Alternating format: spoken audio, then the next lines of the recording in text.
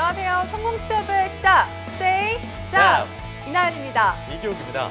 최악의 취업난을 겪고 있는 대한민국 취준생들을 위한 취업 설명서. 어디서도 그 누구도 알려주지 않는 궁금증을 시원하게 타파해주는 취업의 동반자 스테이잡스가 오늘 수요일인 오늘 인사드립니다. 네, 스테이잡스 1부에서는요. 취업 기간이 길어질수록 심적으로나 체력적으로나 힘들어지는 취준생들, 이 취준생들을 위해서 고민 해소소 잡다방이 준비가 되어 있습니다. 오늘은 어떤 고민으로 꽉 막혀있는 취준생들의 가슴을 뻥 뚫어줄지 많은 기대 부탁드리고요. 네, 이어서 여러분을 찾아갈 2부에서는요. 꿈과 희망이 가득 찰 줄만 알았던 취업 전선. 하지만 현실은 그리 녹록치만은 않습니다. 취업시장의 약자라는 이유로 눈물 흘리는 취준생이 없도록 취준생들의 인권을 당당하게 지킬 수 있는 법을 알려주는 인권 살롱 시간이 여러분을 기다리고 있습니다. 오늘은 어떤 사각지대에 놓인 인권 문제를 낱낱이 파헤쳐 주실지 끝까지 채널 고정하시기 바랍니다. 네, 마지막 3부에서는요. 이 수많은 뉴스 홍수 속에서 이 구직자들이 꼭 알아야 할 뉴스만 속속 골라서 전해드립니다. 직방 뉴스 3부 코너까지 놓치지 마세요. 대한민국 취준생들을 위한 취향 저격 투데이 잡스. 잠시 후에 뵙겠습니다.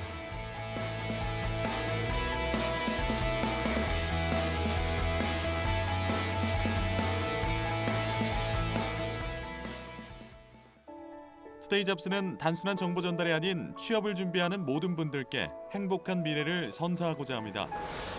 발빠르게 전달해드리는 취업 뉴스, 해결하지 못하는 취업 고민 해소, 중장년을 위한 채용 및 창업 정보, 취준생이라면 모두 꿈꾸는 대기업 공채, 차가운 취업길에 따뜻한 동반자가 되어드리겠습니다. 당신이 사원증을 받는 그날까지 생방송 투데이 잡스.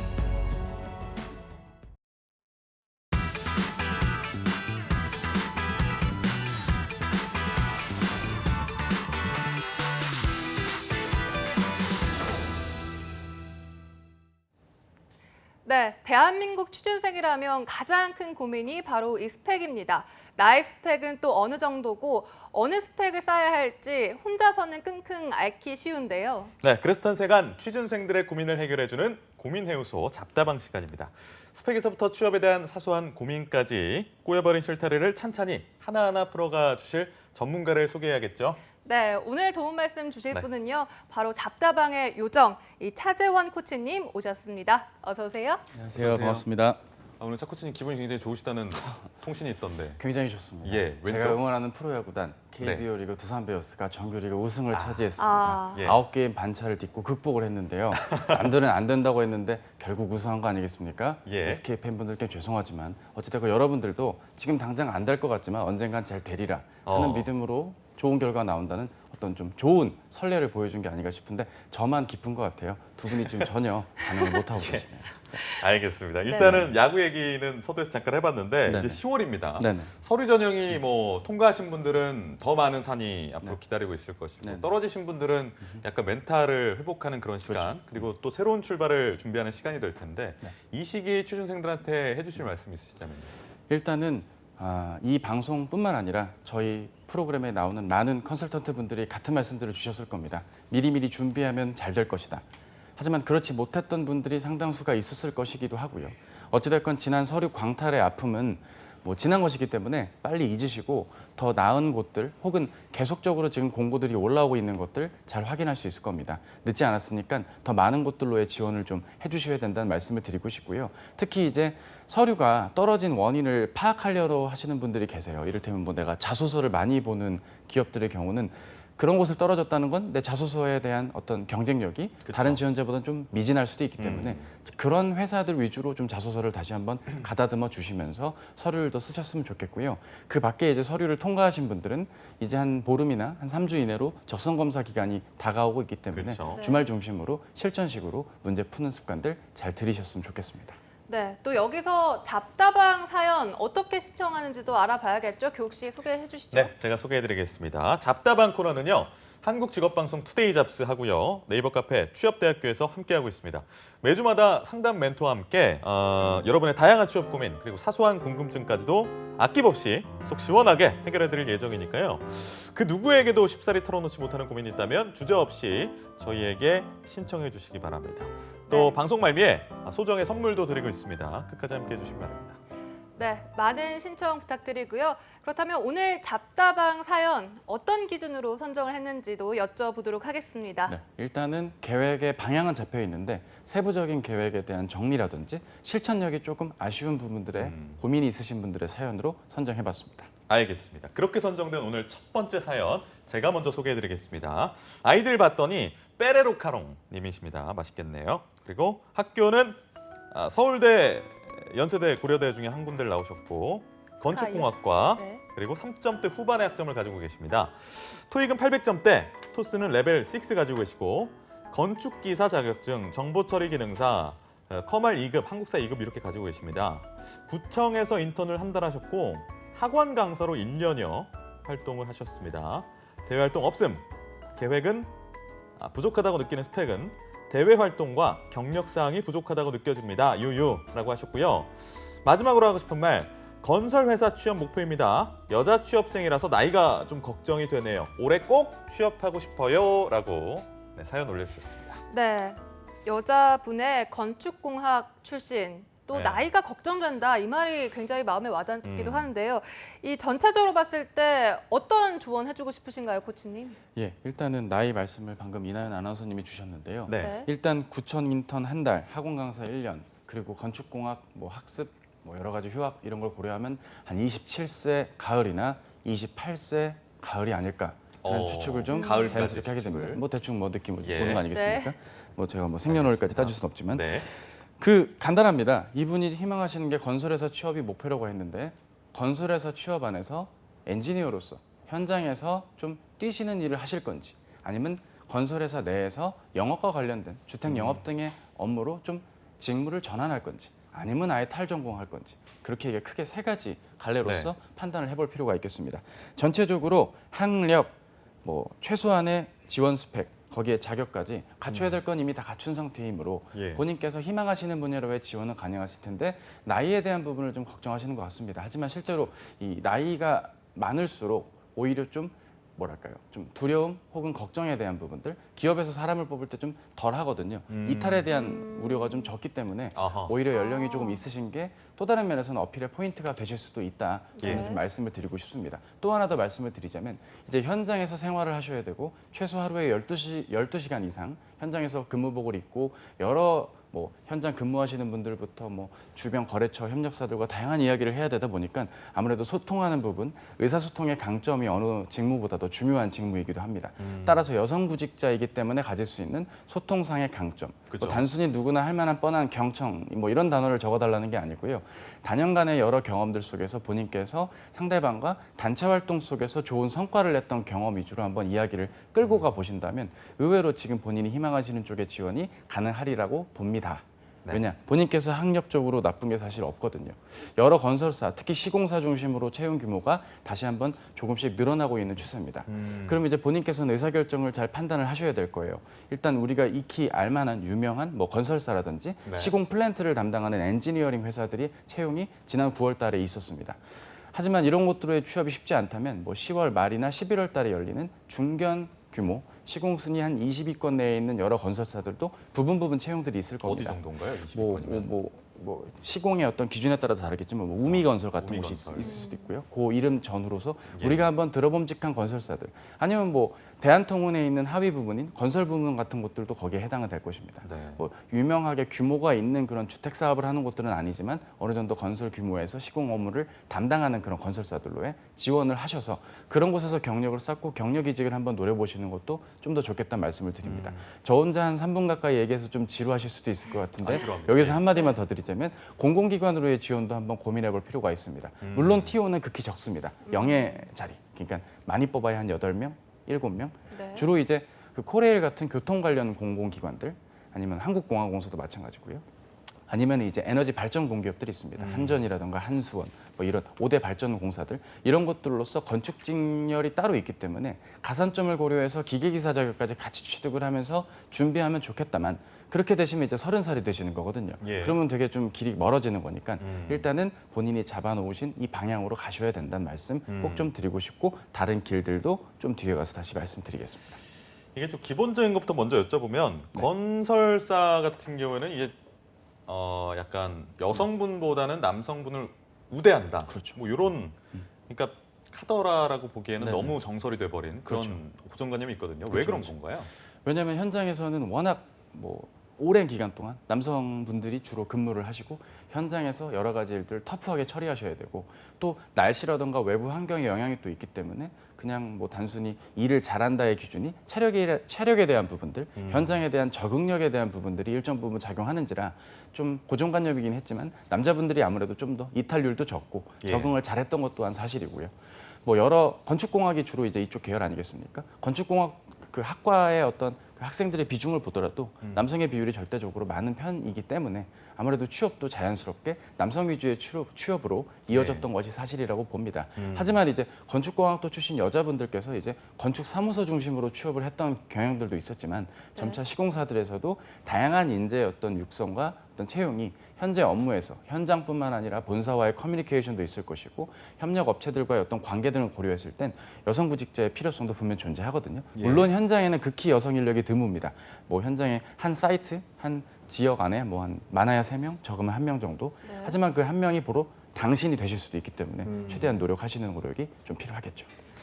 그런데 알겠습니다. 또 여기서 궁금증이 이렇게 건축공학, 이 공학 쪽을 전공하다가 금융권을 또 지원하기에는 좀 까다롭지 않을까 이런 생각이 들거든요. 이제 많은 분들이 이제 취업이 안 되다 보니까 특히 여성 구직자분들 중에 이제 이공 계열 분들도 블라인드에 가까운 채용이 금융권에 많이 벌어지고 있으니 예. 은행으로의 지원을 하시는 분들이 많이 계십니다. 뭐 그 전략은 전 틀리지 않았다고 봅니다. 은행 또한 다양한 분야로서 사람을 뽑게 되는 것이고요. 단순히 그냥 창구에서 어서 오세요, 체크카드 만드실래요? 뭐 이런 일만 하는 건 아니거든요. 네. 기업 금융을 담당하는 곳 안에서 특정한 자산과 관련된 이슈를 가지고 뭐 대출이라던가 여러 가지 업무들을 담당하는 데 있어서도 일정 부분 건축공학, 건물이라던가 안전, 뭐 여러 가지 면을 좀 폭넓게 통찰할 수 있는 그런 인재가 네. 필요하다면 일정 부분에서 건축공학도도 은행에서 충분히 쓰임받을 수 있기 때문에 그런 면을 좀 어필해 주는 것도 좋고요. 블라인드라고 한다면 그런 건 어디까지나 본인의 강점, 역량적인 면의 측면에서 본인이 뭐 이공학도로서 좀 공학적인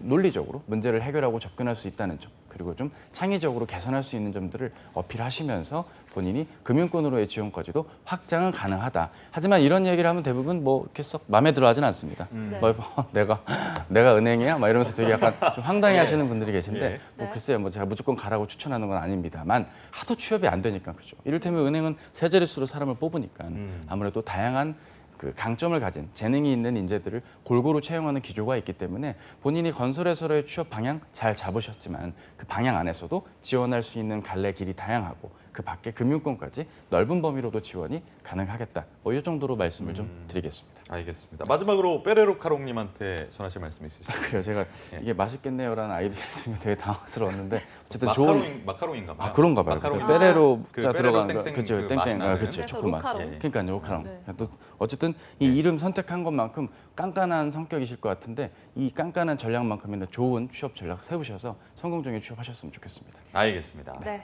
이어서 두 번째 고민도 만나보도록 하겠습니다. 두 번째 사연 주신 분 읽어보죠. 28살 남성분이 보내주셨습니다. 아이디는 EHDDN9217. 스펙을 보죠. 학교는 수도권 4년제 분교, 그리고 중국학과와 경영학을 다중 전공하신 걸로 보입니다. 어허. 학점은 3.62점, 그리고 어학 점수는 없습니다. 빈칸이고요. 자격증이 커말 2급, 그리고 경력사항 역시 X 없습니다.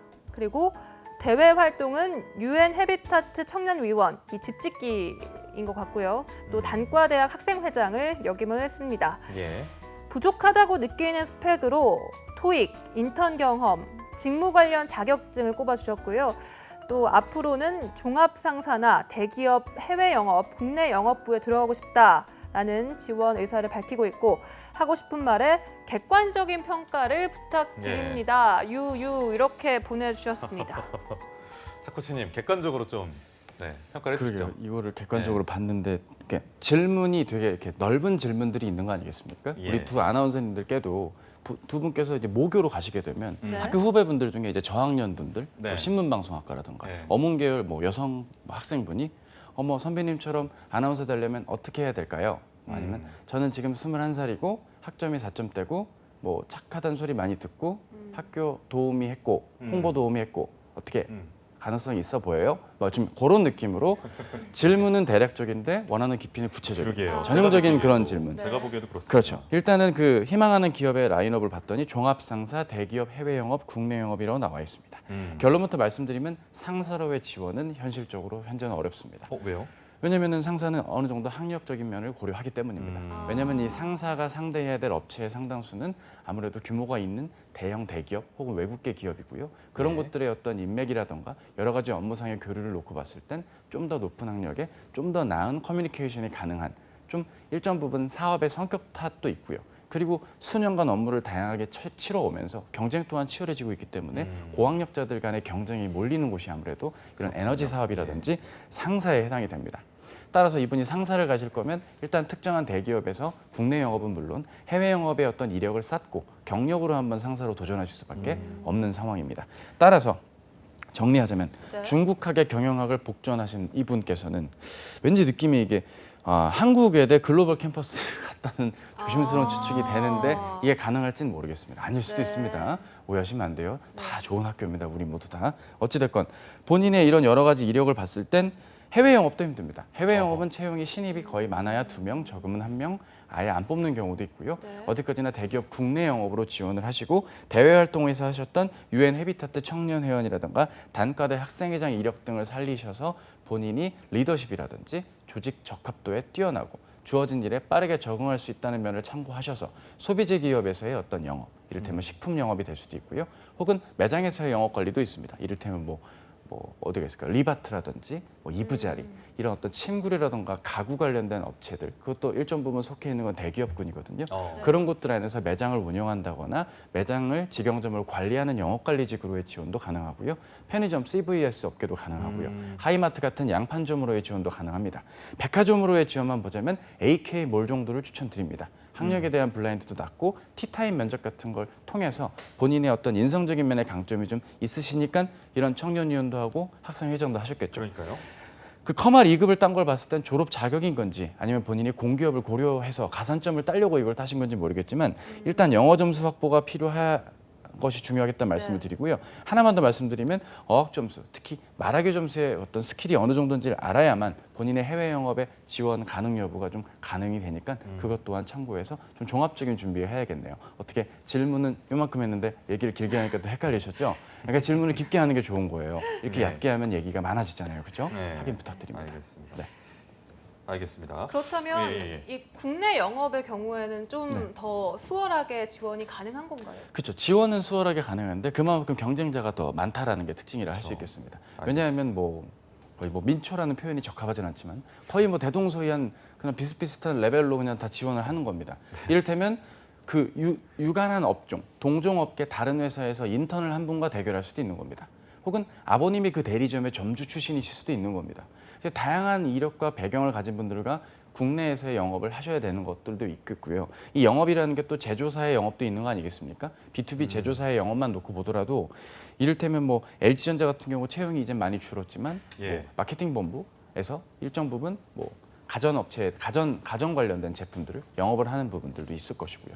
일정 부분 본인이 제품에 대한 스펙이라든가 특징을 잘 이해하는 것만이 이 영업에서 좋은 결과를 이뤄낼 수 있겠죠. 그리고 통신사 같은 곳들의 영업도 유통채널 관리, KT 같은 곳이 그런데 직영점을 관리하는 곳들인데요. 이제 직영점만 관리하는 게 아니라 그 인접 지역에 있는 그 통신 3사를 다 관리하는 그런 개인 사업자분들끼리도 물량 관리를 또 해야 되는 일들도 같이 해야 되거든요. 자, 대충 느낌이 오시죠? 본인이 희망하는 업종과 분야에 따라 영업의 스타일이 다 다릅니다. 다 다르고 네. 공통적인 영업인으로서의 역량도 있지만 부분적으로 이렇게 다른 역량들도 존재하기 때문에 거기에 맞게 지원을 해야 되므로 지원은 수월할 수 있겠지만 경쟁 구도, 내가 준비해야 될 것들의 정도에 따라서 조금은 유리할 수도 있고 좀 더 불리할 수도 있겠죠. 그렇죠. 근데 이분 좀 아쉬운 게 어학 점수가 없다고 나와 있잖아요. 근데 네네. 방금 수정을 했대요. 그래가지고 이제 오픽 AL 아하. 토익이 보니까 850점이라고 아이고, 있는데 예. 코칭 내용이 좀 달라질까요? 그건 아니면 달라지죠. 달라지나요? 달라져요. 왜냐면 아, 예. AL이면 이제 영어를 잘하는 네. 겁니다. 축하합니다. 영어를 되게 잘하시는 분이네요. 예. 그럼 영어를 잘한다고 과연 해외 영업이 잘 될까요? 그렇지는 않습니다. 아. 다만 이제 본인께서 지원 자격에 해당되는 어학 점수는 충분히 충족하셨고 일단 그런 것 같습니다. 대기업 쪽 이제 취업 그런 게임들을 잘 보면 어학 점수가 일정 부분 이상이 된다는 건 네. 성실도적인 면에서 부족함이 없겠다라고 판단이 될 수도 있는 부분이기 때문에 어학에 대한 부분들 뭐 나쁘지 않다면 충분히 국내 영업 지원하는 데 있어서 스펙에 대한 어떤 두려움은 좀 떨치시고요. 지원하려는 영업의 업종, 분야 그리고 그 회사의 전형별 대비, 전형이라는 건 자기소개서면 자기소개서, 면접이면 면접, 적성이면 적성검사 대비를 충실히 하시는 게 오히려 낫겠다라는 말씀을 드립니다. 그래서 종합적으로 본인의 이야기를 정말 객관적으로 봐드리자면 일단 상사로의 지원은 나중에 경력으로, 나머지 해외 영업은 정말 원한다면 한두 곳, 그게 아니면 국내 영업으로의 지원, 그리고 내가 희망하는 업종에 따라 주, 부, 메인과 서브를 나눠서 지원하시면 좋을 것 같네요. 축하합니다. 네. 네. 어학 점수가 공개되고 나서 이 거의 실시간 컨설팅이었어요. 네네. 자 코치님. 아유, 감사합니다. 아닙니다. 네. 역시 또 EHDDN9217님 소중한 고민 공유해 주셔서 정말 감사하고요. 이 차 코치님의 조언에 따라서 앞으로 더 좋은 결과 있기를 바라보겠습니다. 이제 다음 사연 만나보도록 하죠. 다음 사연 봤더니 긍정여왕입니다. 긍정여왕 1 아이디가 2번은 누구신지 있으면 제보 부탁드리고요. 일단 긍정여왕 1번님은 사립학교 분교를 졸업하셨습니다. 국문학과 어저국 전공했네요. 3.4의 학점, 오픽 IH, 토익 835, 신 HSK 5급 보유하고 계시고 커말은 2급, 한국사 2급, 한자 2급 네. 보유하고 계십니다. 경력사항으로는 좀 특이한데 오픈마켓을 운영했다고 합니다. 뭐 네이버나 이런 데서 이제 스토어팜 같은 거 운영하셨던 것 같아요. 그리고 브랜드 서포터즈 3회, 지역봉사단 1회, 광고 공모전 입상 1회, 그리고 직무 관련 활동과 경험이 부족한 것 같다. 인턴 경험 전무후무하고요. 라고 말씀하셨습니다. 희망하는 회사는 CJ ENM이고요. 광고 영업이나 기획, 마케팅, 브랜딩 쪽을 생각하고 계시네요. 하고 싶은 말, 나이가 좀 있어서 빨리 정규직 채용을 원하는데 감이 잡히질 않네요. 라고 말씀하셨습니다. 감이 좀 잡히시나요? 글쎄요, 제가 예. 있으면 뭐 글쎄요 어떻게 했겠죠. 일단은 전체적인 질문을 봐도 예. 느낌이 오시지 않습니까 오늘? 뭔가 어떤 해놓은 느낌이죠? 이력들은 굉장히 정말 많네요. 짱짱한데 네. 그 방향은 대충 알겠는데 뭐 광고 마케팅에 적합한 경험들인데 음. 막상 지원을 하자니 이게 아리까리하기도 하고 이거 내가 지원을 해도 되는 건가? 약간 이런 고민을 많이 하시고 실행을 좀 못 옮기시는 스타일의 사연들이 지금 예, 계속 소개되고 그러네요. 있는 것 같습니다. 어떤 느낌이. 예, 일단은 뭐 이견이 없습니다. 본인이 희망하시려는 이 광고 영업 기획 마케팅 브랜딩, 예, 일단 거기에 적합한 활동을 하셨고 그쪽에 대한 관심과 애정도가 충분해 보인다고 느낌은 옵니다. 하지만 본인이 아무리 원한다고 해서 상대가 본인을 뽑아주지 않는다면 그건 참 불행한 일 아니겠습니까? 일단 광고 영업 기획 마케팅 TO가 극히 적습니다. 네. 많이 뽑아야 뭐 한 3, 4명, 5명, 뭐 적으면 1명, 그것도 인턴, 근데 그거 계약직이네, 뭐 이러면서 이게 일이 꼬여버리는 일들이 벌어지겠죠. 네. 그리고 본인께서 나이가 좀 있어서 빨리 정규직 채용을 원한다라고 하셨는데 네. 그간에 26살이라고 하네요. 아 그래요? 네. 26세시면은 올해까지가 딱 이제 어느 정도 바운더리가 좀 있는 거거든요. 나이에 대한 제약은 좀 덜할 나이이기 때문에 네. 엄밀히 말하면 ENM 기준, 뭐 CJ ENM은 내년 상반기에도 채용이 있을 거니까 내년 상반기 채용까지 이 지금 언급해주신 마케팅이나 브랜딩 관련 직군이 채용이 있다면 그쪽까지 지원하시는데 나이 때문에 뭐 걸릴 일은 없을 겁니다. 네. 따라서 향후 8개월 이내에 승부를 보셔야 되는 상황이다 말씀을 드리고 싶고요. 전체적으로 스펙에 대한 건 뭐 할 얘기는 없습니다. 굳이 경력상 이 오픈마켓 운영했다 접었다. 요거 이제 분명 면접 때 질문은 나올 거거든요. 왜 접었어요? 뭐 네. 창업하실 건가? 뭐 이런 질문 정도는 받게 될 텐데 네. 그게 뭐 잘못된 건 아니잖아요. 오히려 이 실패 맞아요. 경험을 통해 배우시고 느낀 것들. 이를테면 혼자 다 하려고 했더니 되는 게 없더라. 늘 함께 해야 해. 뭐 이런 걸 배웠다고 하면 참 좋은 스토리가 되는 것이므로 너무 낙담하실 필요는 없겠다는 말씀을 드리고요.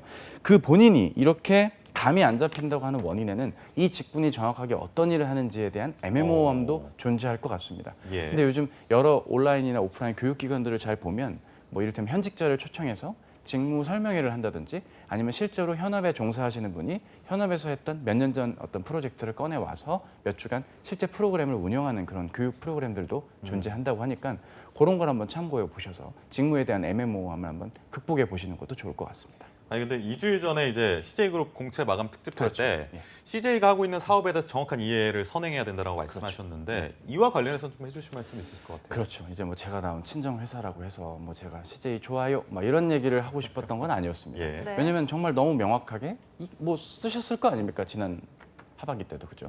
업에 대한 이해를 명확하게 묻고 있는 부분들이고 이 직무에서 어떤 역할을 잘 해야만 CJ ENM의 ENM 부문이 이런 성과를 낼 수 있다라는 그 흐름을 이해하신 상태에서 접근을 해야 된다는 말씀을 좀 드리고 싶습니다. 이를테면 CJ에서 마케팅을 한다. 이게 이제 음악 사업 부문, 뭐 TV, 뭐 영화 사업 부문 여러 가지가 있겠죠. 이를테면 영화 사업 부문 같은 곳들에서 특정 컨텐츠, 자기네가 제작한 컨텐츠를 알리려고 했을 때 이를테면 뭐 역사가 배경인 영화의 경우는 뭐 유명한 국사라든지 네. 세계사를 가르칠 수 있는 선생님들이 뭐 수능 강사분들이 나오셔서 안녕하십니까 하면서 막 이렇게 그렇죠. 아, 성대모사가 표정부터가 다시 한번 아, 예, 다시 한번 혹시? 해보시는 게 한번. 예, 한국사를 사랑하시는 우리나라 국민 여러분 안녕하십니까? 설민석입니다. 막 이런 식으로 알겠습니다. 약간 네. 느낌 야. 네. 살았나요? 똑같나요? 똑같다고 예 말씀을 드리네요. 어쨌든 감사합니다. 빠르게 내용을 이어가도록 똑같은 걸로. 하겠습니다. 어찌됐건 이런 편집 좀 식으로 부탁드릴게요. 그렇죠. 예. 예. 산출된 컨텐츠를 어떻게 홍보하는지에 대한 고민들 그리고 이제 뭐 OCN 드라마 이런 곳들에서 출연한 인물들에 대해서 그 인물의 어떤 등장 인물명이라던가 출연한 배우에 대한 이름이 인기 검색어로 또 올라와야 되는 이런 식으로의 홍보 일들도 겸하는 일들이 비일비재하다고 저는 알고 있습니다. 예. 따라서 이러한 부분들의 일들을 좀 종합적으로 이해하시면서 과연 본인이 했던 활동과 일정 부분 연관이 있는지도 보셔야겠고요. ENM의 경우만 놓고 보자면 하나만 더 말씀드릴게요. 네. 제조사라던가 여러 유통기업에서 하는 브랜딩과는 성격이 분명 다릅니다. 왜냐하면 무형의 컨텐츠를 다루는 브랜딩이기 때문에 단순히 그냥 아이디어가 넘치고 뿜뿜 뭐 샘솟아요 뭐 이런 느낌으로 글과 말을 어필하실 게 아니라 네. 명확하게 컨텐츠를 나는 어떤 관점과 기준으로 소비자들이 소구하고 있다고 본다. 거기에 맞게 그 연령대, 그 지역 국가, 그 대상들에겐 어떻게 알리거나 어떻게 뭐 효과를 퍼포먼스를 일으켜야 된다는 식으로 좀 실전에 맞는 식의 접근을 해주셔야 되는 게 오히려 낫겠다는 말씀을 드립니다. 제조사에서의 브랜딩을 하는 곳들은 오히려 이런 걸 묻질 않습니다. 그냥 그 사람 자체가 궁금한 것이고 브랜딩은 입사해서 가르치려는 경향들이 있는 반면에 ENM은 그렇지 않다는 걸 분명히 좀 말씀을 드립니다. 네. 그러니까 뭐 아이디어가 뿜뿜 뭐 있다 이 정도가 아니라 좀 상세하게 이렇게 설명을 해야 된다라고 말씀해 주셨고요. 그렇다면 CJ ENM 외에 또 다른 업종이나 뭐 다른 회사를 지원한다면 또 어디를 네. 지원해야 될까요? 일단은 개인적으로는 컨텐츠냐 컨텐츠가 아니냐로 나눠볼 수가 있을 것 같습니다. 만약에 컨텐츠라고 한다면 지상파 계열사의 PP사들, 그러니까 그 프로그램 프로바이더 업체들이 있습니다. 그러니까 유료 방송사로서 어떤 콘텐츠 마케터들도 존재하거든요. 네. 특히 이제 그 제작된 콘텐츠의 판권을 관련해서 이 판권 관련해서 뭐 국내든 해외든 여러 가지 마케팅이나 홍보를 하는 일들이 여러 가지가 벌어질 겁니다. 실제로 뭐 광주 에이스페어 같은 게 뭐 지난주에 열린 걸로 제가 알고 있는데 여러분들은 잘 모르시겠지만 콘텐츠 관련된 이런 업체들이 있습니다. 뭐 이를테면 한국직업방송도 거기에 해당은 뭐 될지 안 될지 모르지만 어쨌든 네. 이런 케이블 유료 방송 채널에 나와 있는 맞아요. 업체들 예. 안에서도 제작된 자체 제작물을 판권을 판매한다거나 홍보하는 일 등에도 본인의 역할이 일정 부분 쓰일 수가 있고요. 네. 광고 관련 회사로의 입사도 가능할 텐데 바늘구멍이고 상시 채용이기 때문에 계약직이든 경력직이든 한번 도전을 해보는 걸 추천은 드리나 본인이 정규직을 희망하시므로 일정 부분 고려를 하셔야겠고 제일 좋은 건 제일 좋다기보단 제일 좀 안정적인 어떤 지원 전략은 역시나 사람을 많이 뽑는 은행으로의 지원이 현재로선 요구가 되겠죠. 본인 뭐 내키진 않으시겠지만 만약에 네. 취업이 좀 어려운 상황이 내년에도 뭐 그러면 안 되겠지만 이어지게 된다면 은행으로의 지원까지는 고려하시는 걸 추천을 드립니다. 알겠습니다. 소중한 고민 올려주신 긍정령 1님 하반기 취업 시장에서 좋은 성과 얻으시길 바라겠고요. 다음 네 번째 고민 사연 한번 소개해 주시죠. 네, 네 번째 고민 사연 쿠퐁님께서 보내주셨습니다. 네. 네, 사연을 만나보죠. 스펙을 보니까 인서울 건동국이고요. 건동국이요? 또 처음 들어봐요. 네, 예. 건국대, 뭐 동국대, 그리고 국민대 이렇게인 것 이분은 같아요. 어디 학교 나오신지 알 것 같네요. 어딘가요? 예. 일단 계속 진행해 네네. 주시죠. 네. 경영학과와 컴퓨터공학과를 이중 전공하신 걸로 보입니다. 그리고 학점은 3점 중반, 어학 점수는 없습니다. 자격증을 보니까 꽤 많으신데요.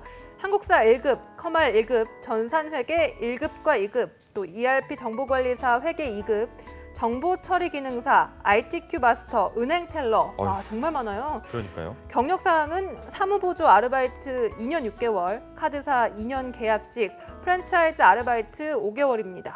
대외 활동을 보니까 이 한국장학재단 차세대 리더 육성 멘토링, KB국민은행 홍보대사, 마케팅학회, 기업경영학회 등등. 앞으로 부족하다고 느끼는 스펙이 자격증, 그리고 역시나 어학점수고요, NCS 등. 앞으로 지원하고 싶은 기업도 굉장히 많이 써주셨어요.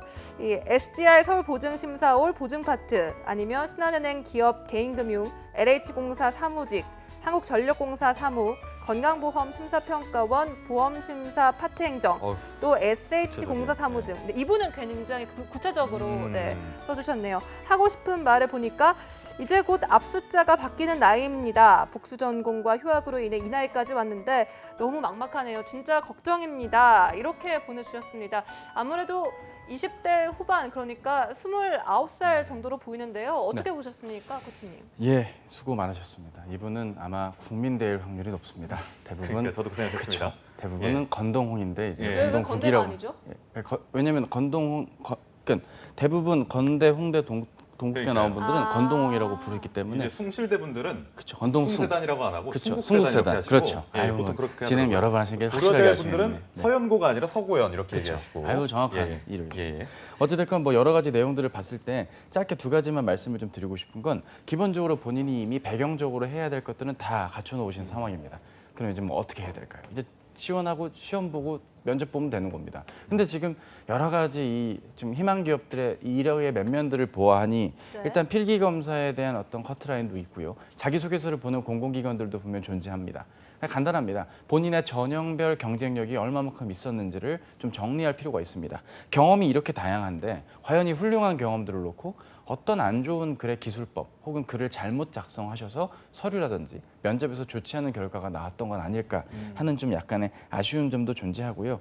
어학 점수가 특히 공공기관은 지원 자격에 해당되는 토익 점수나 어떤 가산점에 해당되는 영어 말하기 점수가 필요했을 텐데 만료가 됐기 때문에 현재 없다라고 했을 수도 있을 것 같고요. 아니면 점수가 좀 공개하시기엔 낮아서 아마 기재를 안 하신 걸 수도 있을 것 같습니다. 네. 나이에 대한 부분들은 지금 희망하시는 부분 상당수는 해당이 안 되니까 넘어가셔도 좋을 것 같고요. 뭐 그렇다고 본인이 컴공을 복전한 게 본인에게 어떤 베스트 플러스의 이력이 된다, 뭐 이런 것만은 아닐 겁니다. 어디까지나 네. 본인이 희망하는 분야에서 요구되는 어떤 인재 조건에 맞게 본인이 이렇게까지 복전을 하고 노력을 했다는 자기 개발의 영역으로서 한번 활용해 보는 정도로 이 전공을 응용하셨으면 좋겠고요.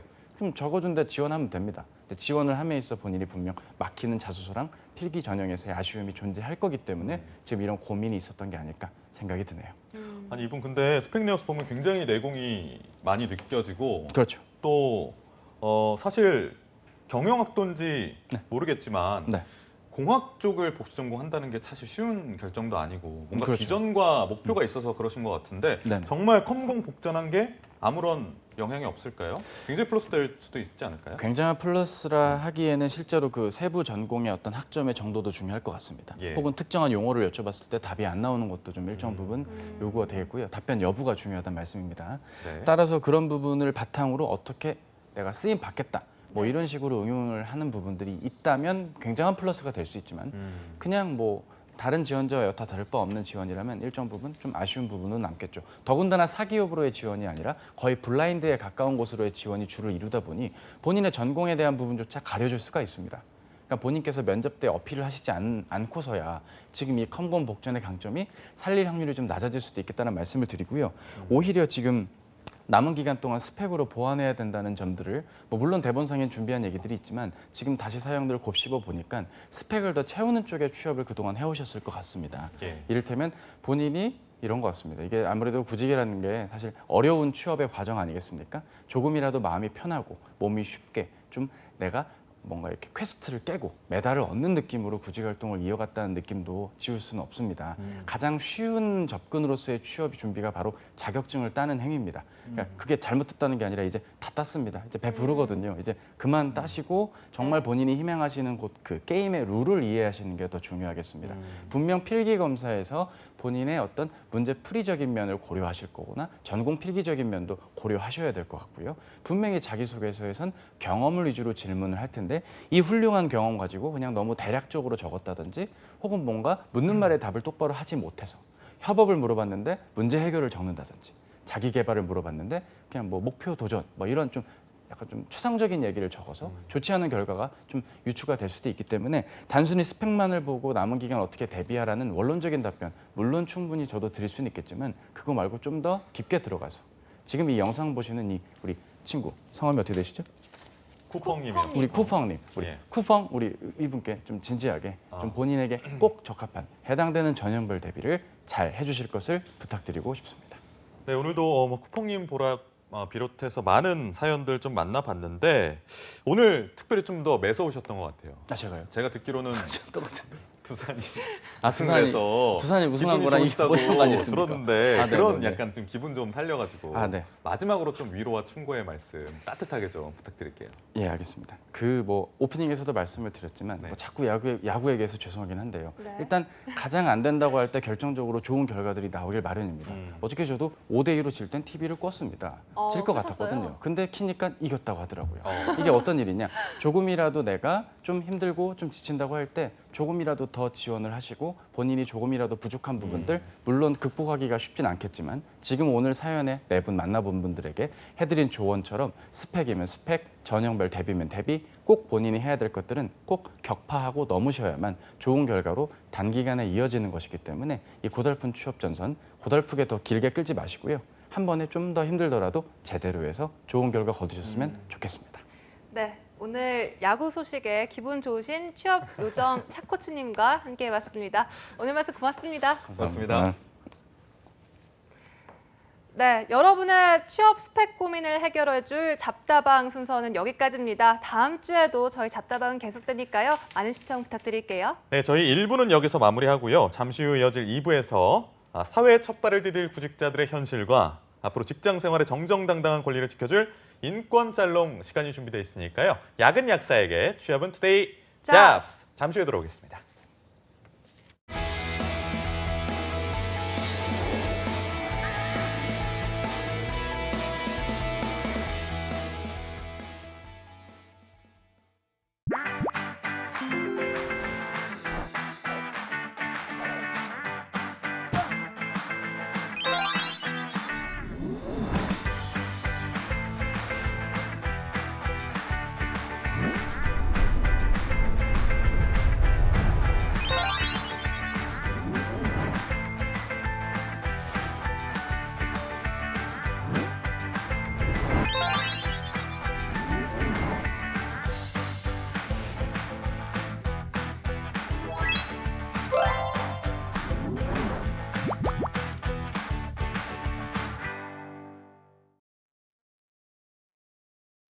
청소년 여러분, 힘든 일이 있다면 누군가의 도움이 필요하다면 주저하지 마세요.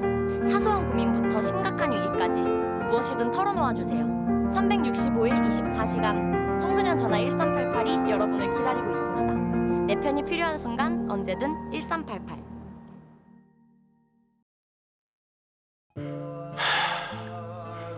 갈수록 관리하기 힘드네. 679, 600. 종이증권으로 관리하기 불편하셨죠? 증권의 편리한 관리를 위해 전자증권 제도가 시작됩니다. 전자증권 제도. 숲속에 있을 때 느끼는 행복. 저는 나무가 있는 숲이 참 좋아요. 그런데 숲은 개인적인 위안을 넘어 한반도에 평화를 안겨줄 수 있습니다. 산림청이 내 삶을 바꾸는 숲, 새산 새숲 캠페인을 시작합니다. 남과 북, 국민 모두 함께 만드는 숲속의 한반도. 지금 우리의 관심이 필요합니다. 우와, 잘 탔나? 재밌어요? 야, 임마! 와! 어디 끼어드는 거야, 임마! 생일 축하해. 고마워. 축하해. 자이야!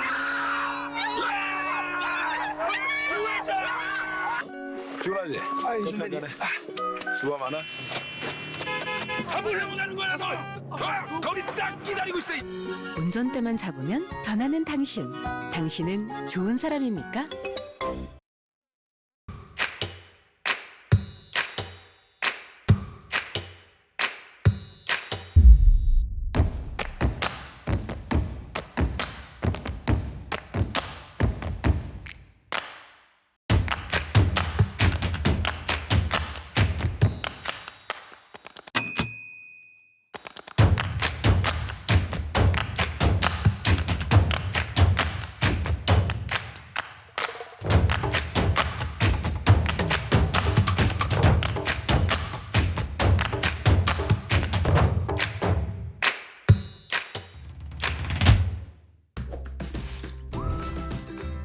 현금 없는 시대에서 지갑 없는 시대로 스마트폰 하나만 있으면 못 사는 게 없는 간편결제 시대. 소상공인을 위한 간편결제 서비스 제로페이가 본격 시행됩니다. 수수료는 다운, 편의성은 업. 스마트폰만 있으면 언제 어디서나 오케이. 제로페이 사용법 정말 간단하죠? 다양한 공공민간 상품권을 제로페이 포인트로 적립하여 사용 가능하며 사용대금 40% 소득공제 등 다양한 혜택이 주어집니다. 누구나 쉽고 편리하게 사용할 수 있는 제로페이. 서민 지갑은 두툼하게, 결제는 간편하게. 구매자와 판매자가 만드는 상생의 혁신 제로페이. 대한민국 경제를 살립니다.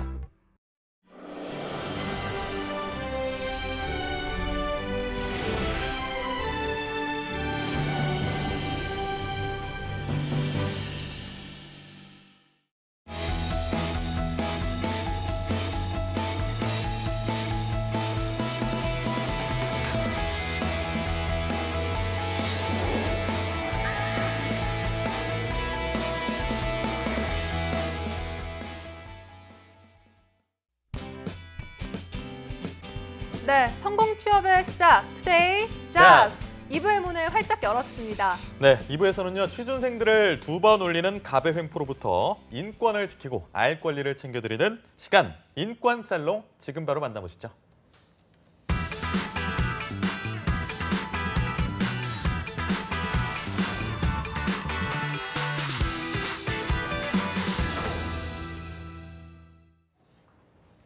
네, 꽁꽁 얼어붙은 취업 한파에 을조차 되지 못하는 이 취준생들이 있습니다. 바로 바늘 구멍 같은 채용 시장에서 이 꿈을 이루기 위해서 뛰고 있는 예비을 구직자들인데요. 하지만 예비 노동자를 위한 법은 없다는 것이 안타까운 현실입니다. 네, 수많은 채용 과정에서 부당함은 느꼈지만 예비을, 말씀하셨던 것처럼 예비을인 구직자이기 때문에 감히 따지기엔 힘이 없었습니다. 이런 분들을 위해서 채용 문화를 바꾸기 위한 첫걸음, 인권살롱 시간 마련되어 있습니다. 오늘도 트러스트원의 송진원 노무사님과 함께하겠습니다. 어서 오십시오. 네. 오늘 인권살롱 주제에 대해서 네. 먼저 좀 들어볼까요? 네, 바로 이제 주제부터 말씀드리면요. 조금 무겁지만 어쨌든 좀 필요한 부분이라서 저 오늘 아침부터 다루게 됐습니다. 네. 작년 초에 영단기, 공단기 대부분 다 아실 거예요. 그래서 유명한 에듀테크 기업인 ST 유니타스에서 매우 안타까운 사건이 있었습니다.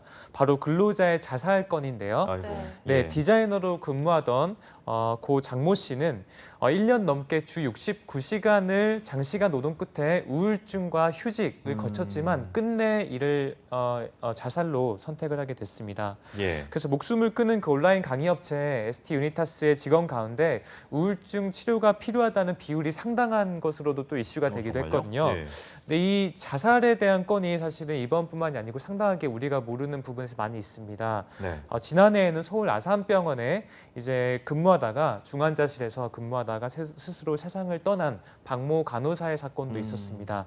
이처럼 안타까운 자살, 과로로 인한 자살 등이 계속적으로 있는데 이에 대해서는 법적으로 마땅한 예방 조치가 없어서 이런 부분을 저희가 다뤄보고자 합니다. 저희가 프로그램에서 성공 취업에 대한 얘기를 하고 있는데 성공 취업의 기쁨을 제대로 누리기 전에 극단적인 선택을 하시는 분들에 대한 소식 정말 안타깝게 들리는데 우리나라의 이런 상황도 얼마나 심각하실까요? 네, 우리나라는 제가 봤을 때는 이게 상당히 좀 어려운 것 같은 게 이제 우리나라는 한 비단 30년 전에는 육체 노동에 의해서 이제 생산이 되려는 게 많았는데요. 지금은 거의 다 이제 지식 산업이다 보니까 예. 머리를 쓰는 것이 상당하게 많습니다.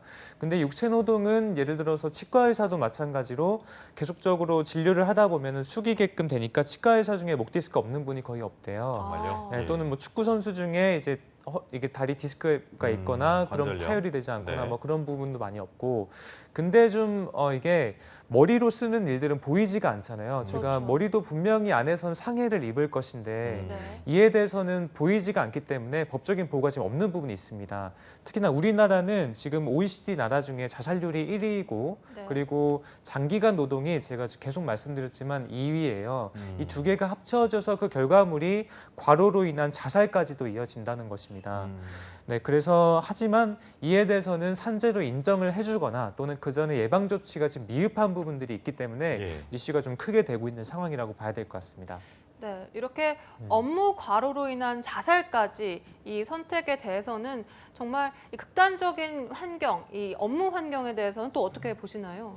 네, 일단 그 아까 전에 예시로 말씀드린 사건을 잠깐 보면 주 12시간 이상 근로한다는 것은 사실 쉽지가 않거든요. 네. 주 12시간 이상을 46주 연속으로 했어요. 12시간 이상 더 일하는 게 46주. 네, 46주나 계속 이제 거의 풀 야근이죠. 예. 이거를 계속했고 1년 중간에 내내. 이제 본인도 힘드니까 이제 우울증을 호소하기도 하고 주변 친한 동료들한테 또는 이제 그 휴직을 신청하기도 했는데 이걸 돌아와도 과중한 업무가 계속적으로 밀려오다 보니까 끝끝내 이제 극단적인 선택을 하게 됐습니다. 네, 그래서 과로 자살이라는 것은 결국 장시간의 노동 또는 심야 노동, 열악한 근무 환경 이런 것도 포함이 되고 네. 또 육체적인 부담감과 함께 어쨌든 몸이 힘들잖아요. 예. 그리고 책임감, 괴롭힘, 또 일을 막 몰아주는 이 문화는 어떻게 보면 직장 내 괴롭힘이라고도 볼 수도 있거든요. 그렇죠. 예. 그런 것들이 좀 혼합돼서 나오는 양상이라고 봐야 될 것 같습니다. 알겠습니다. 더 이상 과로로 인해서 이런 극단적인 선택이 일어나서는 안 되겠는데 네. 이게 산업재해나 이런 걸로 연결이 돼서 보상을 적절하게 좀 받으면 좋겠는데 그쵸. 이 기준이 있나요? 네, 그래서 이게 사실은 주 12시간 일하는 분들은 제 주변에도 상당하게 많이 있거든요. 네. 그러니까 이게 문제인 이유는 비단 몇몇 근로자만 해당이 되는 게 아니고 주변에 야근을 평상적으로 하고 있는 평소에 평범한 근로자 역시나 이런 위험에 노출되어 있다는 게 상당하게 큰 문제라고 볼 수 있습니다. 지금 과도한 성과주의 사회 그리고 괴롭힘 등에 노출되면서 분명히 이런 부분들은 우리 주변에도 계속 도사리고 있는 문제라고 볼 수 있고요. 네. 이걸 이제 방지해 주는 것들 사후 체계가 있어요. 사후 관리 체계. 그게 이제 산재 산업재해 보상 보험이라고 하는데요. 네. 결국에 얘는 예방적인 측면은 아니고 그 이후에 이제 보상을 비용적인 부분으로 해준다는 거죠. 그래서 사실은 이게 예방책으로 볼 수는 없지만 산업재해 요건 또한 이 부분에 좀 맞지 않는 부분이 충분히 있습니다. 그래서 그 정말요? 부분을 좀 말씀드리면요. 일단 인정받기 위해서는 근로자 본인이 좀 입증을 해야 되는 부분이 있고 네. 근로자 본인의 뭐 친족이라든지 주변 근로자 측에서요. 네. 과도한 업무나 정신적인 스트레스로 인해 자살한 건이 본인이 이제 업무하고 상관관계가 있다는 것을 누군가는 입증을 좀 해줘야 되는 게 있습니다. 그 실제로는 뇌혈관 질환, 질병 또는 심장 질병 등 병으로 나타났을 경우에는 과로가 원인이라고 인정을 해주는 사례도 예. 있긴 합니다. 이분들은 그럼 받으셨나요? 저기 네, 그래서 이분들은 예. 지금 이제 받고 있는 상황이고 정말요? 그래서 좀 긍정적인 뉴스는 그래도 지금 정부에서는 네, 이런 부분들에 대해서 좀 긍정적으로 파악을 해주고 업무상 과로가 당연히 인정된다라고 보고 있습니다. 특히나 아까 전처럼 뭐 12시간 이상을 46주 하면 네. 그 사실 자살이 분명히 회사로부터 기인한다고 누가 봐도 파악이 되잖아요. 그래서 인정을 받았고요. 사례를 좀 말씀드리면 예. 얘기가 좋으실 것 같습니다. 일단 아까 전에 이제 서울 아산병원의 박모 간호사님 같은 경우는 최종적으로 이게 산업재해다 아니다라는 말이 좀 많았습니다만 네. 결과적으로는 최근에 판정이 내려졌습니다. 산업재해로 인정이 된다고 했습니다. 그래서 이분은 신입 간호사로서 정말 이제 업무 강도가 큰 중환자실에서 근무를 하게 됐고 본인이 정말 열심히 하고자 하는 것들을 정말 하다가 보니 아무래도 이제 교육 체계나 지원보다는 훨씬 본인의 업무 과로가 심각하다는 것을 이제 인정을 받고 이제 충분히 자살로 인정이 돼서 이제 산업재해로 인정이 된 사항이 있습니다. 다행입니다. 네. 그래서 그 외의 것들을 잠깐 보자면 업무와 무관한 것들, 예를 들어서 개인적인 회사 내의 갈등, 인적 갈등이 상당하게 많잖아요. 팀 네. 프로젝트 하다 보면은 분명히 갈등이 있고 이런 것들로 인해서 좀 개인사하고 겹쳐졌을 경우에는 좀 산재 승인이 이제 안 난 경우도 있었습니다. 네. 알겠습니다. 뭐 또 사례가 있다고요? 네, 하나 더 말씀드리면 최근에는 공기업에서 근무하던 그 A 씨가 이제 공기업 경영 요즘에 감사가 많잖아요. 네. 그래서 감사를 받았는데 어쨌든 좀 불합리한 부분을 있어서 3개월 정도 감봉을 받았습니다. 근데 이렇게 감봉이나 징계를 받게 되면 네. 향후에 인사상 불이익도 수반되기 마련이거든요. 그렇죠. 그런 것들로 이제 급심한 업무 스트레스를 받고 또 정상적인 이제 업무 수행을 못하다가 끝끝내 좀 안타깝게 자살을 했는데요. 네. 이 경우에는 어쨌든 간에 회사에서 큰 압박을 주고 또 업무상의 이제 재해로 인정이 된다라고 보고 이것 또한 승인을 해준 사례가 있습니다. 그래서 이게 사안별로 좀 다르다고 봐야 될 것 같습니다. 말씀해주신 거 쭉 들어보니까 그래도 좀 다행인 게, 그러니까 다행이라고 말씀드리긴 좀 그렇지만 어쨌든 산재에 대해서 인정을 좀 해주는 추세다 이렇게 보면 될까요? 네, 최근에 괴롭힘 방지법이 도입됐다시피 지금 근로자의 권익 향상은 계속적으로 이뤄지고 있고요. 네. 산업재해 승인율 자체도 상당하게 많이 올라가고 있습니다. 지난해 이제 산재 인정률이 최초로 90%가 넘었어요. 이 정도면은 사실은 대부분 좀 인과관계를 인정을 해준다고 좀 봐야 될 것 같고요. 불과하지만 이제 제가 말씀드릴 부분은 이 자살이라는 것이 아직까지 산재로 우리가 인정을 잘 못하다 보니 인식을 잘 못하다 보니 신청 자체를 안 하는 경우가 좀 있습니다. 그래서 이 부분도 좀 말씀을 드려야 될 것 같습니다. 네, 이렇게 산재 신청에 대한 승인율이 90%를 넘었으니까 이 산재 신청 건수도 역시 그렇죠. 늘었을 것 같은데요. 어떤가요? 그래서 이게 2017년 자료를 제가 좀 조사를 해봤는데요. 전체 자살 사망자가 12,000명 정도 됩니다. 상당하게 많죠, 사실. 네. 근데 이제 이 중에 근로자로 파악되는 분들이 4,231명 정도가 되고요. 근데 조금 충격적이게도 산재 신청자는 그 59명밖에 안 됐어요. 네, 그러니까 59명. 이게 자살이라는 것이 어쨌든 간에 이제 사회적으로 조금 뭔가 이제 그 노출을 하기에는 사실 개인사가 좀 크기도 하고 이게 어쨌든 간에 개인이 선택했기 때문에 회사에서 기인했을 거라는 인식을 우리가 잘 못하고 있는 것 같습니다. 그래서 이런 부분은 어쨌든 간에 이 마음이 사실은 그 보상으로 얼마나 헤아려지겠어요, 사실은. 그렇게 불가능하죠, 예. 네, 불가능하다고 보지만 그럼에도 불구하고 어쨌든 간에 이런 제도는 조금 활용을 하시면 그래도 조금 위로의 말씀을 드릴 수 있지 않을까 생각이 듭니다. 알겠습니다. 이 산재에 대한 인정률에 대해서 알아봤는데 무엇보다 사실 이런 일을 막아야 되지 않겠습니까? 예방책이 중요할 것 같은데 이에 대해서는 어떤 대책이 좀 마련되어 있나요? 네, 그래서 아까 전에 그 서울 아산병원의 박모 간호사의 예시를 들어보면요, 예. 상당하게 열심히 좀 일하는 분이었습니다. 네. 좀 내향적인 성격이라서 동료들하고 완벽하게 이제 잘 어울리는 것보다 묵묵하게 본인 일을 잘 해오셨던 분이었는데 네. 아무래도 이제 처음에 들어가시고 또 중환자실에 배치가 됐다 보니까 상당하게 이제 처음 하는 업무고 잘하려고 하시다 보니까 아마 충분히 압박감이 좀 있으셨다고 생각이 듭니다. 네. 우리나라는 특히나 이제 그 간호사 산업 또는 이제 그러니까 의료 산업 중에서도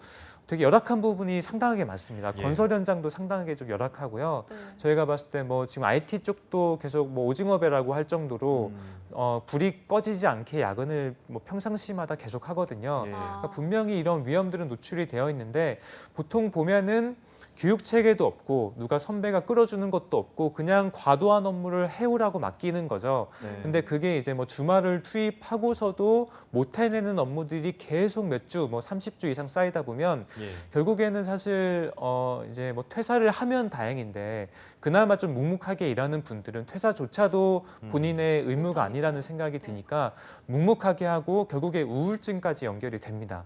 자살하시기 전에는 보통 우울증까지 연계가 되는데 네. 이때 우리나라는 이 우울증을 사전에 예방하는 제도가 없어요. 제가 이따가 뭐 일본이나 대만 사례 우수 케이스도 말씀드리겠지만 우리나라는 거기에서 이제 예방을 해야 되는데 그게 이제 극단적인 자살까지 이어지는데 그 징검다리를 누가 막아줄 사람이 없는 거죠.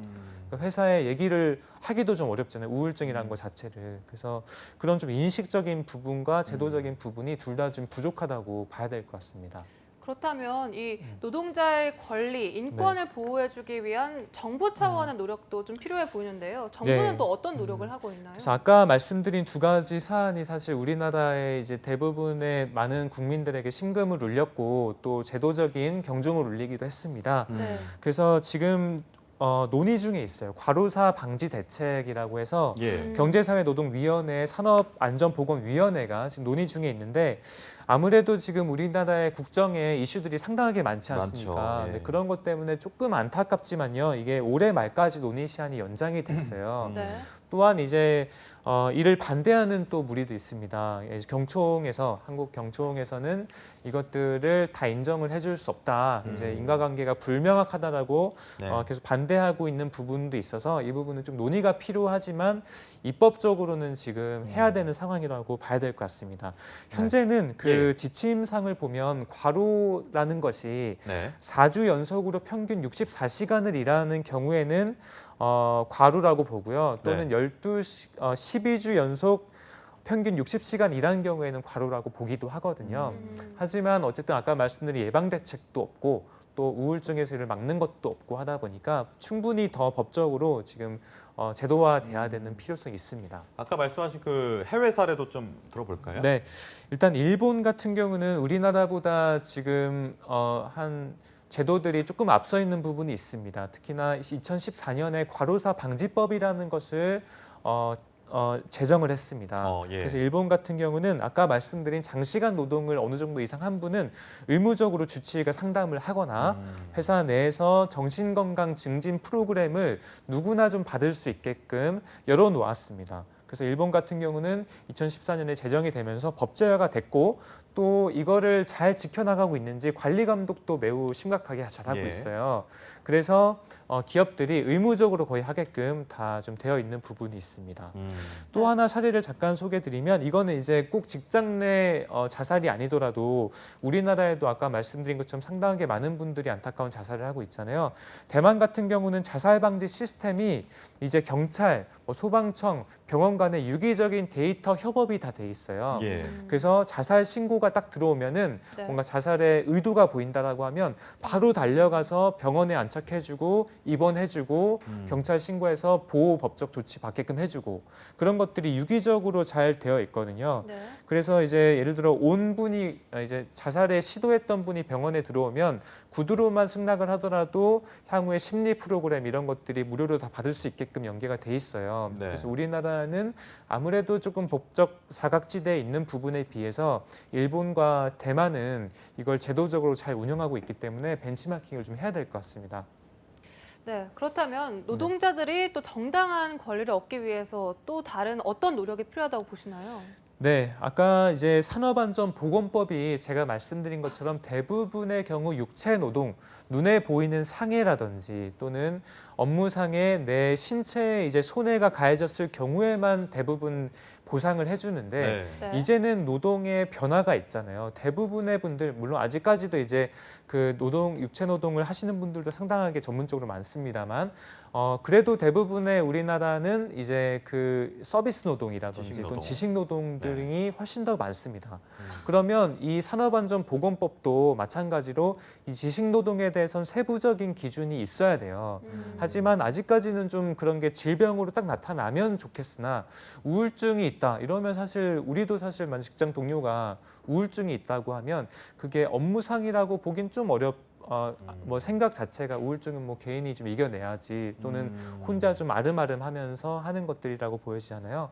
그래서 좀 정신 건강의 중요성을 우리가 좀 간과하고 있는 게 좀 시간이 지나지 않았는가라는 생각이 들어요. 그러니까 저는 이 산업안전보건 자체에 이 정신 건강에 대한 조문을 넣어야 된다라고 솔루션을 드리고 싶고요. 그리고 고용노동부가 정기적으로 이 야근을 오래 하는 근로자들은 정신 건강에 대해서 프로그램을 받을 수 있도록 의무적으로 세팅을 해놓는 것 또한 두 번째로 말씀드리고 싶습니다. 네, 알겠습니다. 오늘 2부에서는 직장인들의 권리 그리고 취준생들의 권리를 알아보는 인권 살롱 시간 준비해봤는데 송진원 노무사님의 천철살인 한마디 듣고 좀 마무리해야 될 것 같아요. 네, 오늘의 천천살인은 제가 워크스테이션으로 말씀드리고 싶어요. 워크스테이션이요? 워크스테이션.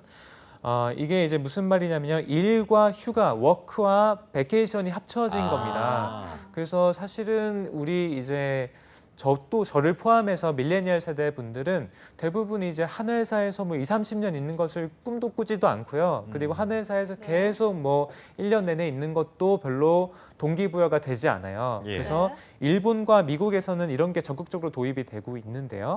현재 휴가 가서도 일을 했을 경우에는 수당을 주는 거죠. 그러니까 일의 장소만 바뀌었을 뿐 일을 하기만 한다면 동기부여가 되는 것으로 보고 성과라고 보고 이를 급여로 책정을 해주는 시스템을 워크스테이션이라고 말합니다. 워크케이션이라고 하는데요. 네, 워케이션. 네, 그래서 우리나라 또한 이제 조금 더 높은 효율성과 몰입을 추구하려면 이전과는 조금 다른 보호들이 필요하고 또 이런 인사상의 제도들이 기획돼야 된다고 봐요. 그래서 몰입을 강화하면서 동시에 워라밸 챙기고 그러면서 기업의 경쟁력이 강화되는 이 세 가지를 같이 하는 제도들을 이 방송을 보는 인사 담당자 분들께서는 꼭 시행을 해주셨으면 감사하겠습니다. 네, 워케이션을 이렇게 한마디로 정리를 해주셨습니다. 오늘도 취준생들의 인권을 지키고 알 권리를 전해준 인권살롱. 오늘 함께해 주신 트러스트원의 송진원 노무사님 감사합니다. 고맙습니다. 네, 투데이 잡스 2부에서 준비한 소식은 여기까지고요. 잠시 후 3부에서 채용 알림장과 데일리 구인 정보 여기저기가 준비되어 있고요. 네, 또 구직자들이 꼭 알아야 할 취업 정보들을 모아 준비한 직방 뉴스도 준비가 되어 있습니다. 투데이 잡스. 잠깐 어디 가지 마세요.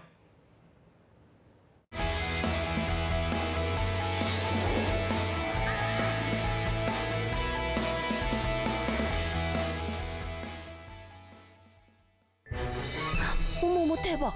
최영희 소식 들었어? 취직했다는 소문은 들었는데 독립할 자금도 모았대. 백수 아니었어?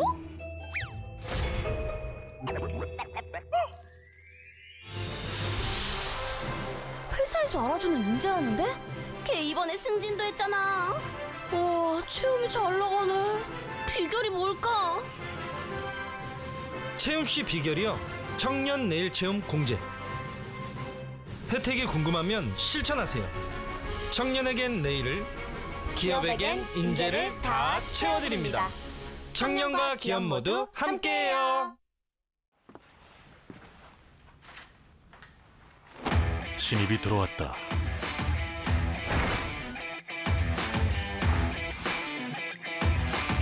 궁금하다. 기대된다. 결국 해냈다.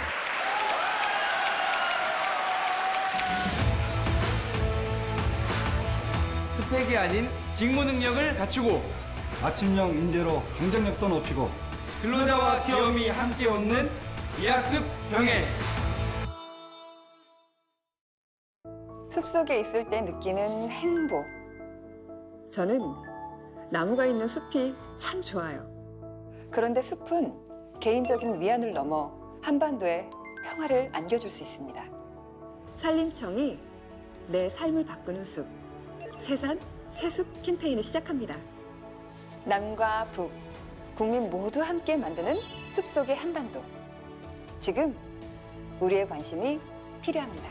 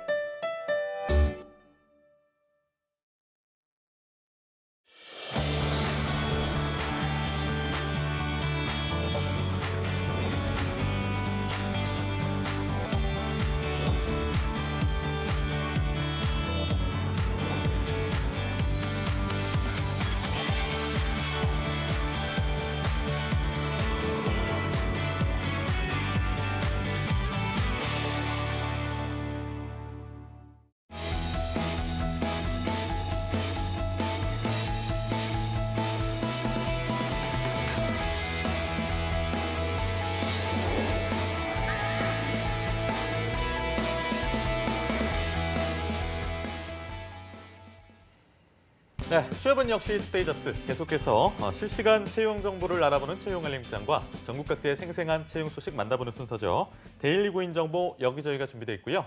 네, 다음은 구직자들이 꼭 알아야 할 취업 정보를 모아서 소개해드리는 직방 뉴스도 준비가 되어 있습니다. 먼저 채용 알림장부터 만나보시죠. 안녕하세요. 매일 여러분들을 위해서 실시간으로 채용 정보를 알려드리는 채용 알림장 강지수입니다. 오늘은 어떤 채용 소식들이 준비가 되어 있는지 화면으로 함께 만나보겠습니다. 먼저 첫 번째 채용 소식입니다. 경남 창원시에 소재하고 있는 이디오 디자인에서 시각 디자이너를 채용합니다. 경력은 무관하나 대졸의 학력이 필요하고요. 급여는 연 2,300만 원 이상, 모집 기간은 채용 시까지입니다. 다음은 보다스에서 방송 장비 설치 수리원을 모집합니다. 지원 자격은 경력은 무관하지만 고졸에서 대졸의 학력이 요구되고요. 급여는 월 200만 원, 모집 기간은 10월 7일까지입니다. 계속해서 부산시 동래구에 소재하고 있는 국보상사에서 격리 사무원을 채용합니다.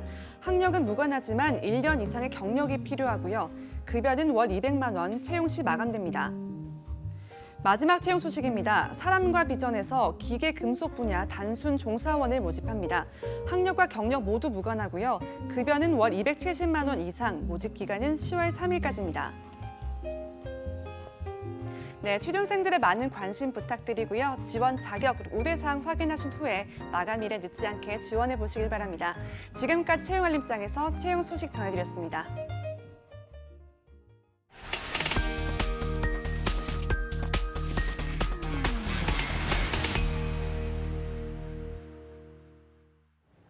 예, 매일매일 전국 각지의 생생한 채용 소식을 만나보는 순서입니다. 데일리 구인 정보 여기저기. 오늘 어떤 지역으로 떠나볼까요? 네, 오늘은 수요일이죠. 그래서 네. 수요일은 이 농업과 공업이 조화로워진 이 충북으로 한번 가보도록 하겠습니다. 이 충북 지역의 음성고용복지 플러스 센터의 최원호 주무관님 나오셨습니다. 최원호 주무관님 어서 오세요. 네, 안녕하세요. 음성고용복지 플러스센터 최원호입니다.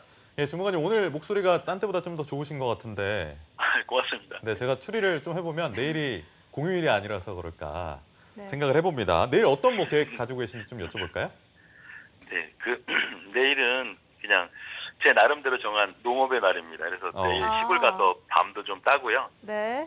주말 농장 하는 게 있거든요. 그래서 예. 그거 가서 좀 정리도 좀 하고 그래야 될 것 같습니다. 비가 안 오면 좋겠습니다. 네, 비가 안 오길 기원하겠습니다. 그럼 알겠습니다. 주무관님 오늘 채용 소식 전해주시죠. 네, 이번 주 소개해드릴 구인사업장은 주식회사 소마입니다. 충북 음성군 음성읍에 소재한 유기태 미네랄, 생균제, 효소제, 악취 제거제, 프로폴리스 제품 등 다양한 사료첨가제를 생산 판매하는 기업입니다. 현재 사료첨가제 생산부 생산관리를 담당할 생산관리팀장 1명을 모집 중에 있습니다. 학력은 고졸에서 석사까지고요. 경력은 5년 이상자를 모집하고 있습니다. 근무 형태는 주 5일 주간 근무로 오전 8시 30분부터 오후 5시 30분까지이며 급여는 연봉 3,500만 원 정도입니다. 접수 마감은 10월 31일까지니까요. 관심 있으신 구직자분들은 워크넷을 참고하셔서 이력서, 자기소개서, 경력증명서를 준비하여 방문 또는 팩스나 이메일로 제출하시면 됩니다. 네, 5년 이상 경력을 가지신 생산관리팀장 한 분 모시는 공고 만나봤습니다. 다음 소식은요? 네, 이어서 소개해드릴 구인사업장은 신혼기업 주식회사입니다. 음성군 대소면에 소재한 창호, 도어, 오버랩 도어, 판넬, 행거 도어, 스윙 도어, 판넬용 방화문 등을 생산 시공하는 기업입니다. 현재 금속 창호 조립, 설치, 현장 시공 등을 담당할 금속 창호 조립 및 시공자 2명을 모집 중에 있습니다. 학력은 고졸에서 대졸까지고요. 경력은 10년 이상자를 모집 중에 있습니다. 근무 형태는 주 5일의 주간 근무로 오전 8시 30분부터 오후 5시 30분까지이고 급여는 연봉 3천만 원 정도이며 경력 및 시공 능력에 따라 입사 후 3개월 후 급여 조정은 가능하다고 하고요. 복리후생으로는 기숙사 차량 유지비를 지원하고 있습니다. 입사를 희망하시는 분들께서는 워크넷을 참고하셔서 구직 신청 후 이력서, 자기소개서, 졸업증명서, 경력증명서를 준비하셔서 방문 또는 팩스나 이메일로 제출하시면 됩니다. 참고로 접수 마감일은 채용 시까지입니다. 네, 10년 이상의 이 경력의 금속창호 조립 및 시공 두 분을 채용하는 채용 소식이었습니다. 지원 시 채용 시 마감되는 구인건으로 구직자 여러분들의 빠른 지원이 필요하겠습니다. 주무관님, 다음 소식도 전해주시죠. 네, 마지막으로 소개해드릴 구인사업장은 주식회사 한산 FNG입니다. 음성군 맹동면에 소재한 피클, 라면용 스프, 탕소스 등을 제조 판매하는 기업입니다. 현재 지게차 1톤 운전이 가능하며 원부자재 및 제품의 창고 입출고를 담당할 창고관리 사원 1명을 모집 중에 있습니다. 학력하고 경력은 모두 무관하고요. 근무 형태는 주 5일의 주간 근무로 오전 8시부터 오후 5시 30분까지입니다. 급여는 연봉 2,800만 원 정도고요. 복리후생으로 통근버스 기숙사를 지원하고 있습니다. 구직자분들께서는 워크넷을 참고하셔서 이력서 자기소개서를 준비해서 방문, 팩스, 이메일로 제출하시면 됩니다. 참고로 접수 마감일은 채용 시까지입니다. 네, 음성의 세 번째 소식 만나봤는데요. 학력과 경력이 모두 무관한 구인건이지만 지게차를 운전하실 수 있는 분만 지원할 수 있으니까 참고해 주시기 바랍니다. 주무관님, 오늘 말씀 고맙습니다. 네, 감사합니다. 네, 이제 다음 지역으로 가봐야 될 텐데요. 이번엔 또 어떤 지역인가요? 네, 다음으로는 역사적으로 유서가 깊은 도시입니다. 수원 고용복지플러스센터의 이연자 주무관님 나와 계십니까? 네, 안녕하세요. 수원고용복지플러스센터의 이연자입니다. 네, 주무관님, 또 내일이 개천절 휴무인데 또 어떤 계획 가지고 계신가요? 네, 아프리카 돼지열병으로 좀 문화재가 축소되긴 했지만 수원 화성에서 이번 3일부터 6일까지 문화제를 합니다. 거기에 한번 참석할 예정입니다. 가족들이랑 가시나요? 네, 맞습니다. 좋은 추억 만들고 오시기 바라겠습니다. 그럼 오늘 준비해 주신 채용 소식 말씀해 주시죠. 이번 주 소개해드릴 구인업체는 수원시 권성구에 위치한 주식회사 삼마입니다. 음식료품 도소매 업체로 온라인 운영팀, 웹 디자인 1명을 모집합니다. 쇼핑몰의 전반적인 디자인 작업 업무로 학력은 고졸 이상, 경력에 관계없이 지원 가능합니다. 포토샵 능력자 및 쇼핑몰 디자인 경력이 있으신 분을 우대하며 주 5일 근무로 급여는 연봉 2,400만 원이고 경력에 따라 급여 협의 가능합니다. 접수 마감일은 채용 시까지이니 관심 있으신 구직자분들은 워크넷 구인 정보를 확인하여 이력서와 디자인, 포트폴리오를 준비해 이메일로 지원하시기 바랍니다. 네, 수원 지역의 첫 번째 구인 소식이었습니다. 경력이 무관한 웹디자이너 한 분을 채용한다고 하니까요. 이 관련 우대사항 확인하셔서 많은 지원 부탁드리겠습니다. 바로 다음 소식 알아볼까요, 주무관님? 다음으로 소개해드릴 구인업체는 화성시 동탄에 위치한 주식회사 위드 테크놀로지입니다. 반도체 디스플레이 생산 및 자동화 설비를 개발, 제조하는 업체로 생산팀 직원 10명을 모집합니다. 직무 내용으로는 반도체, 디스플레이 장비 생산 및 조립, 자동화 장비 설계 등을 담당하는 업무로 학력은 고졸 이상, 경력에 관계없이 지원 가능합니다. 주 5일 근무로 급여는 연봉 2,400만 원이고 면접 시 급여 협의할 수 있습니다.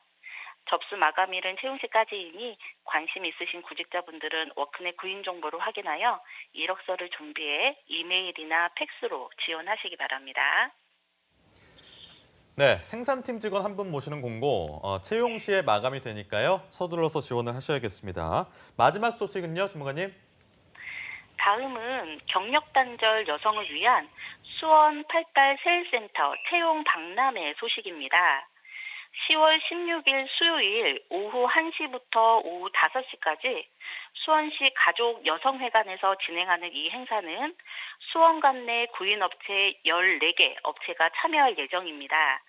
이번 박람회에서는 경력 단절 여성의 채용을 희망하는 기업과 구직자 간의 1대1 현장 채용 면접을 진행되며 직업 훈련 등의 정보를 상담받을 수 있습니다. 현장 면접에 참여하실 구직자분들은 이력서 및 자기소개서 등을 준비해 행사장으로 오시면 됩니다. 행사에 관한 자세한 문의는 8달 세일센터 031-259-9833에서 4번으로 문의하시기 바랍니다. 네, 마지막 소식으로는 구직자 여러분들을 위한 채용 박람회 소식까지 전해주셨습니다. 여러분의 많은 관심과 참여 부탁드리겠습니다. 주무관님, 오늘 말씀도 고맙습니다. 고맙습니다. 네, 지금까지 데일리 구인 정보 여기저기, 오늘은 충북 음성하고요, 경기 수원으로 떠나봤습니다.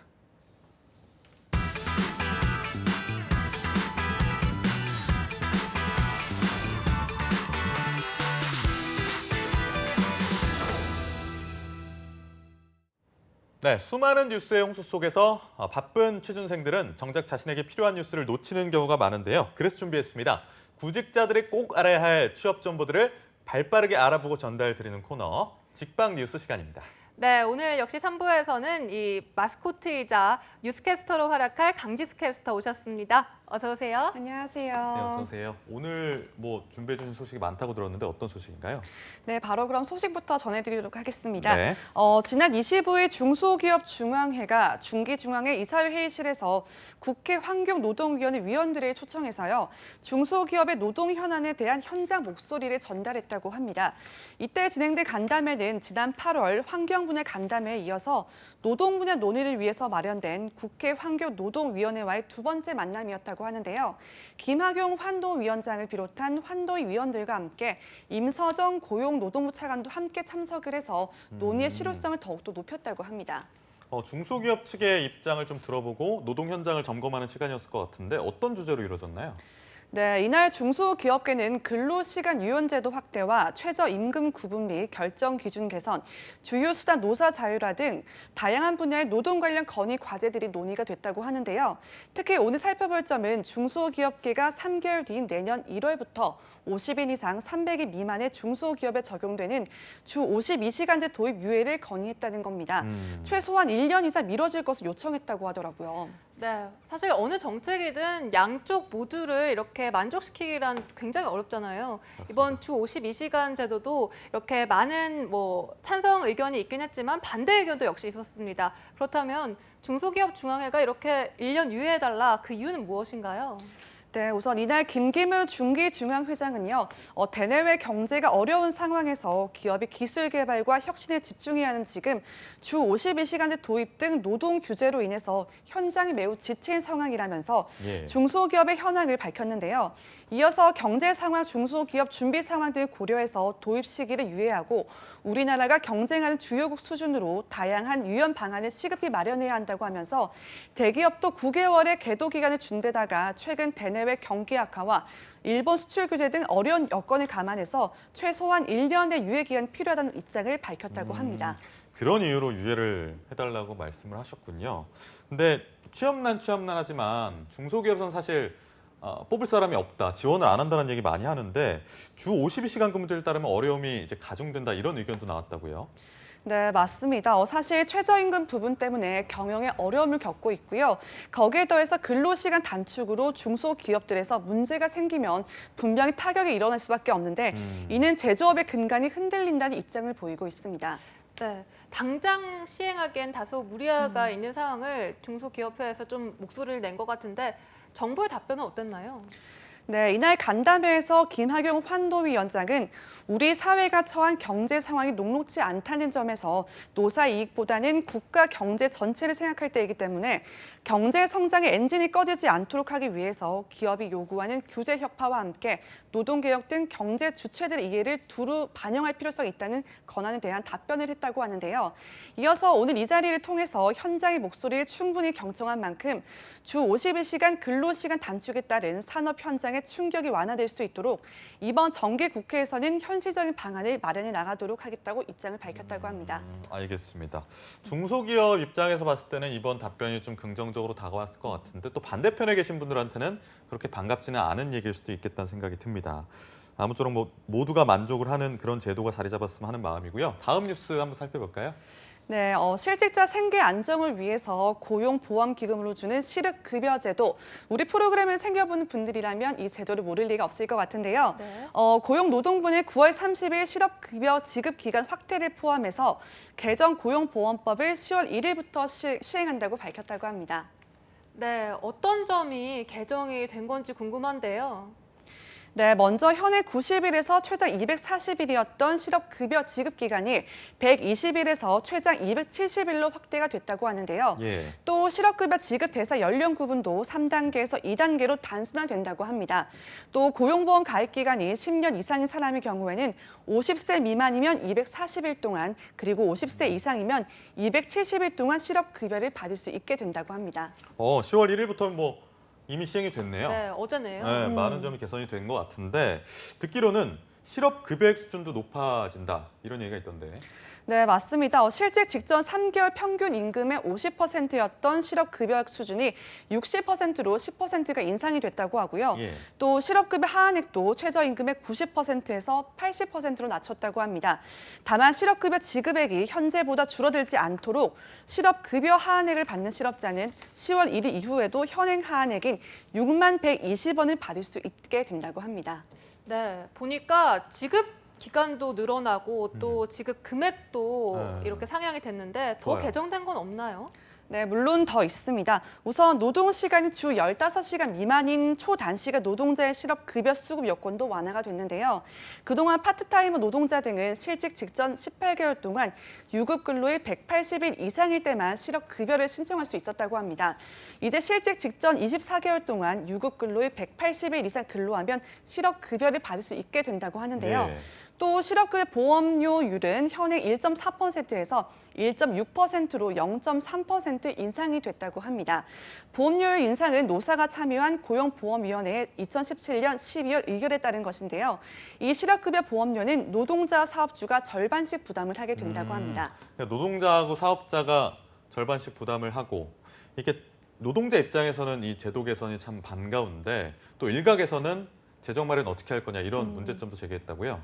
네, 맞습니다. 실업급여 지급 기간 확대와 함께 지급액이 인상되면서 실업급여 재원 부담은 커지게 됐는데요. 일각에서는 실업급여 개정 고갈 우려도 제기가 되고 있다고 합니다. 네, 이렇게 우리 구직자 여러분들이 다시 실업자로 돌아왔을 때를 대비해서 이렇게 더 확대된 혜택들 그럼 안 꼭 되겠습니다만. 네, 명심해 두시면 좋을 것 같습니다. 이제 다음 뉴스 살펴볼까요? 네, 취준생이라면 취업 준비를 위해서 이력서와 자기소개서 작성 전에 가장 먼저 수많은 회사에 대해서 종류를 알아보게 되는데요. 그중에서도 대기업을 염두에 두고 있다면 본사와 지사 계열사 그리고 자회사 등 다양한 용어를 살펴볼 필요가 있을 것 같습니다. 그중에서도 계열사, 자회사는 많은 취준생들이 헷갈려하는 부분이지만 알아둘 필요가 있는데요. 기업을 선택할 때 필수 상식으로 알아둬야 하는 계열사와 자회사를 정리해드리려고 합니다. 네. 그러니까요. 계열사하고 자회사하고 뭐 어떤 차이가 있나 좀 헷갈리거든요, 사실. 네, 저도 모르겠어요. 어떤 내용인가요? 네, 우선 계열사의 사전적 정의를 먼저 살펴보면 어느 한 기업 집단에 속한 회사인데요. 2인 이상의 사업자 공동 이익을 목적으로 조직한 결합회사를 뜻한다고 합니다. 쉽게 말해서 그룹 내 집단에 속한 회사들은 모두 계열사라고 하는데요. 큰 회사가 있다면 자본적인 지배 관계는 아니지만 큰 회사의 지배 구조 안에 있는 회사를 뜻한다고 합니다. 그렇다면 자회사는 또 어떤 곳인지 궁금한데요. 어떤 자회사가 뭐죠, 대체? 네, 자회사는 근본적으로 자본을 지배하는 기업인 모회사가 있어야 된다고 하는데요. 예. 자회사는 다른 회사에 의해서 종속관계와 지배를 받고 있는 회사라고 합니다.